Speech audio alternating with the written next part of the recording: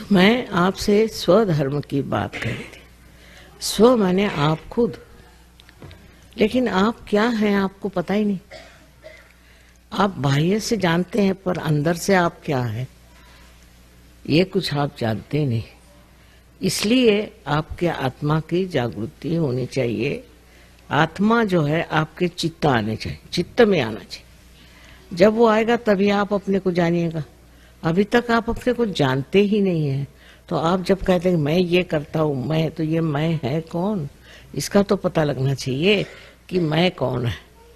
और जब इस मैं का पता चलता है तो हैरान ही होते कि हम जैसे कोई एक बूंद सागर में मिल जाता है, उस तरह से हम पूर्णतया लुप्त हो जाते, उस सागर में, उस प्रेम के सागर में लुप्त हो जाते। और वही सागर, वही परम चैतन्य हमें सब कुछ देता है। हमारी सब आकांक्षाएं पूरी हो जाती हैं, हमारे सब जिसको कहते हैं प्रश्न हैं वो सब छूट जाते हैं। ये करने की उन्हीं में शक्ति है। हमारे अंदर शक्ति नहीं, हम तो सोच सोच के पगला जाएंगे, कार्य नहीं होता। हर तरह की चीज उसमें ठीक होती।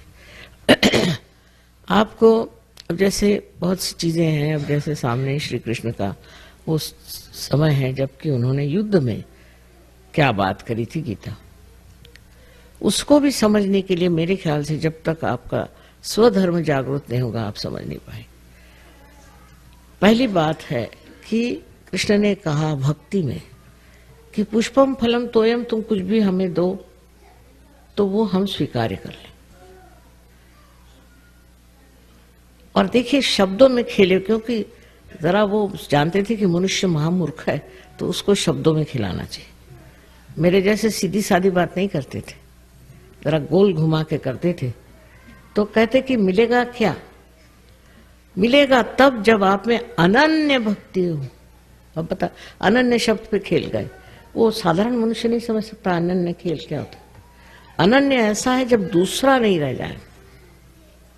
अनन्य माने परमेश्वर से जब आपकी एकाकारिता स्थापित, उस अनन्यता में ही तुम्हें भक्ति फलीभूत हो। नहीं तो आप गा रहे हैं, चीख रहे हैं, चिल्ला रहे हैं, सुनने वाला कोई नहीं, कनेक्शन ही नहीं हुआ।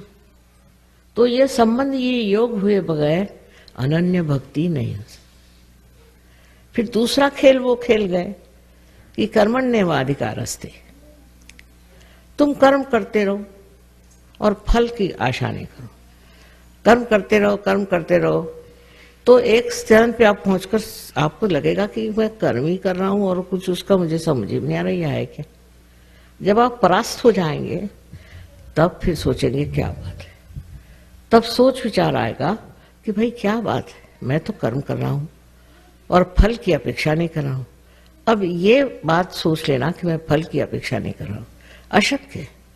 ये तो हम अपने को भुलावे में रखते हैं कि हमें फल से कोई मतलब नहीं, चाहे हम कर्म करें कुछ भी, हमें फल से कोई मतलब नहीं। अब ये कृष्ण की समझ, श्री कृष्ण की समझ जो है उस हिसाब से कि मनुष्य जो है उसको सीधे साधे नहीं समझाना चाहिए, उल्टे समझाओ कि हाँ तुम फल की अपेक्षा नहीं करते हो, कर्म करो। ऐसा कर्म कर ही नहीं सकता मनुष्य। जब भी कोई कर्म करेगा तो फल की अपेक्षा ही करेगा। ऐसा भी कोई मनुष्य है जो फल की अपेक्षा नहीं करता। तो इस तरह से इस चक्कर में रहने के बाद उसकी समझ में आएगा कि मैं तो फल की अपेक्षा कर ही रहा हूं, तो फिर ये क्या कृष्ण ने कहा। तो उसका मतलब है आपको उस स्थिति में जाना चाहिए और उस स्थिति में अपने को प्राप्त करना चाहिए जहां फल करो, कर्म करो तो फल की कोई अपेक्षा ही नहीं होती। ऐसी स्थिति आनी चाहिए। इतना साफ साफ उन्होंने भक्ति मार्ग और कर्म मार्ग को अपने इसमें समझाया। लेकिन उसकी जो बात है वो तभी समझ सकते हैं कि जब उसके अक्षरों के बीच हम पढ़ सकें कि श्री कृष्ण क्या करें। इस तरह से दोनों तरफ नचाने के बाद, वो तो नाच नचैया बहुत थे, सब नचाते ही रहे सबको। तो उसके बाद उनका फिर उन्होंने शुरू में ही कह डाला कि तुम जिस स्थिति में हो उससे दूसरी स्थिति में जाना चाहिए और उस स्थिति में आपको ना सुख न दुख न कुछ है। अब ये स्थिति प्राप्त कैसी, ये बात नहीं करी उन्होंने। उस समय नहीं था या वक्त नहीं, उस वक्त कोई समझता नहीं। ये साफ साफ बात उन्होंने कही। ये ज्ञानेश्वर जी ने ज्ञानेश्वरी में अपने 6ठे अध्याय में साफ साफ कहा कि इसके करने के लिए आपके अंदर कुंडलिनी की शक्ति, और जब ये कुंडलिनी जागृत होगी तभी आप उस दशा में पहुंचेंगे जिसे श्री कृष्ण ने स्थितप्रज्ञ स्थिति कही। स्थितप्रज्ञ स्थिति किसी भी से नहीं आ सकती, क्षण भर जरूर आपको लगेगा, लेकिन कभी भी ये स्थिति नहीं आ सकती। तो उनकी, आप सोचते हैं उनको इतना छला, इतना सताया कि 23 साल में उन्होंने कहा कि भागो बाबा, ये पागल लोग, इनका क्या ठिकाना है। तो उन्होंने समाधि ले ली। 23 साल की उम्र में ज्ञानेश्वरी लिखे। सोचिए क्या बुद्धिमान होंगे। साक्षात जैसे कहना चाहिए कि सरस्वती उनके अंदर से बरस रही थी। उन ज्ञानेश्वर जी ने अपने गुरु, उनके भाई थे खुद, उनसे आज्ञा ली कि मुझे कम से कम कुंडलिनी के बारे में लिखने तो दो, क्योंकि ये था कि ये ज्ञान आप सिर्फ एक ही आदमी को हजारों में से चुन के दे सकते थे। तो कहने लिखने तो दो कम से कम, उससे मुझे फायदा ही होगा, क्योंकि आज मैं जब कुंडलिनी की बात करती तो लोग ऐसा नहीं कहते कि ये हिंदू धर्म में कहा। अब कृष्ण जी ने तो गोल घुमा के कर दिया, तो मैं किसका सहारा लेती। ज्ञानेश्वर जी को जब मैंने कहा कि 6 चैप्टर में लिखा हुआ है, पढ़ो, कुंडलिनी ही ये शक्ति कार्य कर सकती, तो हैरान हो गए कि हाँ लिखा तो है। इसीलिए महाराष्ट्र में लोगों की खोपड़ी में बात गई कि लिखा है। पर उन्होंने क्यों, कबीर दास जी ने लिखा है, पर वो जैसे कि पद्य में लिखा है, तो सारी बातें उन्होंने कुंडलिनी की लिखी है। आपको आश्चर्य होगा कि इतना साफ उन्होंने लिखा है कि शून्य शिखर पर अनहद बाजिरे। अनहद माने वही स्पंद, शून्य शिखर पर, यानी इस जगह से अनहद निकलता। ये उन्होंने साफ साफ लिख दिया, पर कबीर को तो कोई समझता ही नहीं मेरे ख्याल से। ईड़ा पिंगला सुख मन नाड़ी रे, ये जो 3 नाड़ियां हैं, इसका वर्णन इतना सुंदर दिया उन्होंने।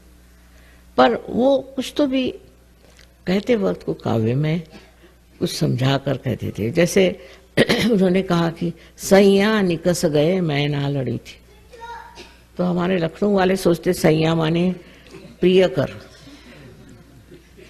क्षमा। लखनऊ में लोग बहुत दिलफेक बहादुर है, और उन्होंने सोचा कि इसका तो मतलब माँ होता है कि हमारे प्रिय कर चले गए। मैंने कहा आपको यही दिखाई गया, कबीर जी को इसकी अकल कहाँ से होगी कि अपने प्रिय कर चले गए। उन्होंने इसलिए कहा कि मेरी जिंदगी चली, मैं ना लड़ी, जब मेरी मृत्यु आई तो मैं लड़ी नहीं। इतना उन्होंने मृत्यु पर लिखा था।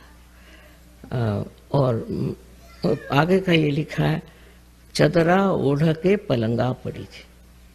साफ साफ उन्होंने लिखा, पर लोगों के समझ में नहीं आता, अब उसको प्रिय कर समझ रहे हैं। जब पहली चीज गलत गई तो सारी चीज गलत गई। और उन्होंने गोल घुमा घुमा करके लिखा, क्योंकि मनुष्य अगर कहे कि मृत्यु के समय में तो कोई पढ़ेगा ही नहीं। मनुष्य को वो लोग बहुत समझते थे, और इसलिए सबने ऐसे ही गोल गोल घुमा करके बात कही, सीधे करी नहीं, क्योंकि सीधे करने पे लोग मुंह मोड़ लेते। लेकिन मैं तो माँ हूं, माँ से कोई मुंह नहीं मोड़ता। और प्यार की जब आप वर्षा होती है तो कोई बुरा नहीं मानता, जो भी बात कहे आपके भलाई के लिए और अच्छाई के लिए। इस तरह से श्री कृष्ण के बड़े उपकार हैं मेरे ऊपर भी। उन्होंने इस तरह से लोगों को समझा दिया कि वो इस पर बैठे रहे। पहले ही चैप्टर में देखिए, कोई दुकानदार होता सबसे पहले अच्छी बात नहीं बताएगा, सबसे पहले सबसे हल्का दाम, फिर उससे अच्छा, फिर उससे अच्छा। लेकिन वो दुकानदार नहीं थे, तो उन सबसे पहले बताता कि स्थितप्रज्ञ हो जाए, स्थितप्रज्ञ हो जाइए। होंगे कैसे, इस पर उन्होंने जो विश्लेषण किया है वो भी बड़ा मजेदार है। अब मैंने इसमें यही सोचा कि मनुष्य को सीधे सीधे सादी बात कह दो, और अगर आप उनको जागरण ही दे दो तो फिर उसके बाद बात ही क्या होनी, फिर उसके बाद कोई सवाल नहीं।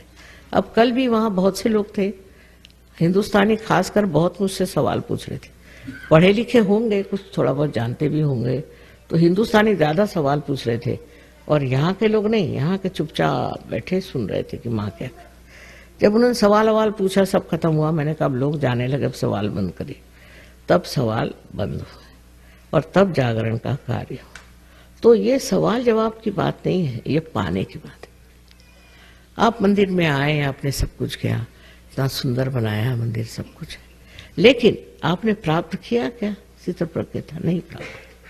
इस चीज को समझ लेना चाहिए। तो इसमें मंदिर का दोष नहीं है, आपका दोष है कि आपने उस चीज को अभी तक प्राप्त करने की चेष्टा नहीं की, उसको किसी ने दिया ही नहीं या हुआ ही नहीं, वो बातचीत ही नहीं। और उसके बाद आप देखिए क्या हाल आपका हाल हो जाता है। अभी यहाँ पर बहुत सारे हिंदुस्तानी आए हुए हैं और हमारे यहाँ बहुत से सहयोगी भी हिंदुस्तानी हैं। उनका जीवन ही बदल गया, हर तरह से हर मामले पर वो ठीक हो गए। तो उसी तरह आप सबको ये प्राप्त हो, क्योंकि आप सबको बिल्कुल इसकी पूर्णतया अधिकार है। हर एक आदमी को ये अधिकार है कि इस चीज को प्राप्त करे। ये कोई एक के लिए नहीं, सारे संसार के लिए परमात्मा ने कुंडलिनी बनाई हुई है और सबको अधिकार है कि इस कुंडलिनी का जागरण